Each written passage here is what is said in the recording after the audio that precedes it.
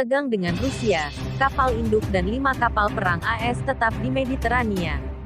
Menteri Pertahanan Lloyd Austin telah memerintahkan kapal induk dan 5 kapal perang Amerika Serikat, AS, untuk tetap berada di Laut Mediterania. Perintah ini muncul di tengah meningkatnya ketegangan dengan Rusia terkait krisis Ukraina.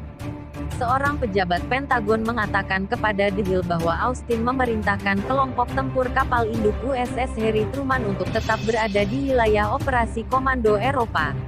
Padahal, kelompok tempur itu direncanakan untuk beralih ke wilayah Komando Pusat yang meliputi Timur Laut Afrika, Timur Tengah, dan Asia Selatan.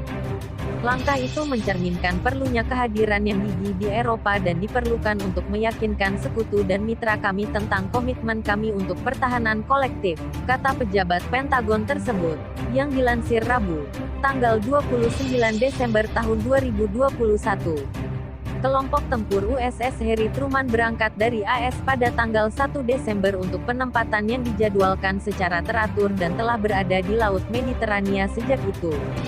Kelompok tempur itu terdiri dari kapal induk USS Harry Truman dan 5 kapal perang pendukungnya, yakni kapal penjelajah USS San Jacinto, dan kapal perusak berpeluru kendali USS Bainbridge, USS Cole, USS Gravely, dan USS Jason Dunham. Kapal-kapal tersebut baru-baru ini menyelesaikan beberapa operasi taktis dengan Angkatan Laut Tunisia.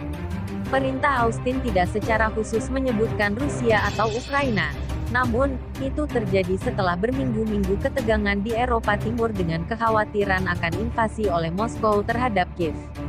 Awal bulan ini, Presiden Rusia Vladimir Putin menuntut AS dan sekutu Eropanya memastikan Ukraina tidak akan diizinkan untuk bergabung dengan NATO. Pada saat yang sama, pasukan militer Rusia telah berkumpul di perbatasan Ukraina, meningkatkan kekhawatiran akan aksi militer yang serupa dengan pencaplokan Crimea pada tahun 2014. Beberapa laporan memperkirakan bahwa hingga 175.000 tentara Rusia siaga di perbatasan, bersama dengan peralatan tempur mereka. Rusia juga telah meminta AS dan NATO untuk berjanji bahwa mereka tidak akan menempatkan pasukan atau mengirim sistem rudal ke Ukraina. Meskipun tidak ada jaminan yang dibuat, AS dan sekutu lainnya menjadwalkan pembicaraan dengan pejabat Rusia untuk bulan depan. Awal bulan ini, Presiden AS Joe Biden mengadakan pertemuan virtual dengan Putin, di mana Biden menekankan bahwa setiap serangan lebih lanjut ke Ukraina oleh Rusia akan disambut dengan sanksi ekonomi yang kuat dari AS dan sekutu Eropanya.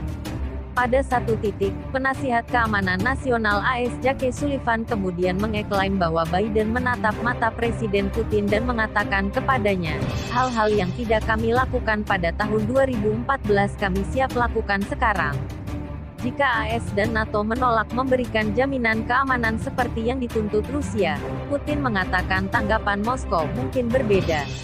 Itu akan tergantung pada proposal yang akan dibuat oleh pakar militer kami kepada saya, katanya kepada stasiun televisi Rosia 1 pada hari Minggu lalu.